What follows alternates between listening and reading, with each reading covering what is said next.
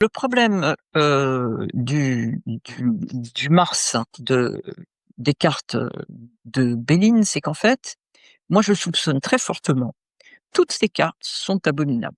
Voilà, il y en a pas une qui a des qualités. Contrairement à toutes les autres cartes, par exemple les cartes vénusiennes, les cartes mercuriennes, même les cartes saturniennes, ont des qualités.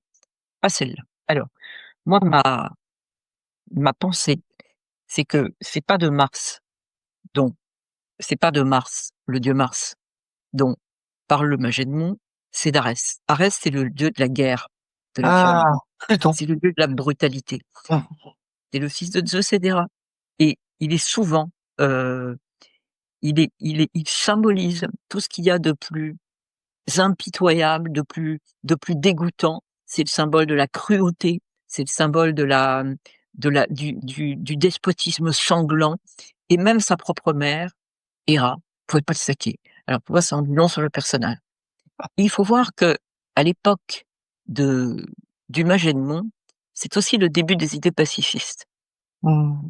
et qu'on peut imaginer, compte tenu de son époque, de ses orientations, son intérêt pour la maçonnerie, pour qu'il était lui-même pris dans une espèce de dégoût de la guerre. Parce qu'il faut pas oublier qu'à ces époques-là, la guerre, elle était là tout le temps, quoi, hein. Ouais.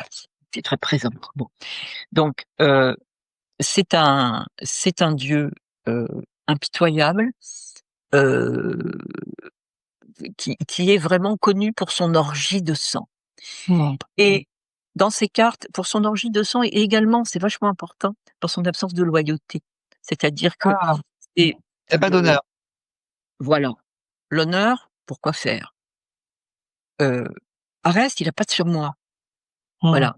Or, puisque tu es astrologue, tu sais très bien que Mars, c'est aussi le courage, Le courage, l'énergie, exactement, voilà, je te laisse développer éventuellement pour, tes auditeurs, voilà.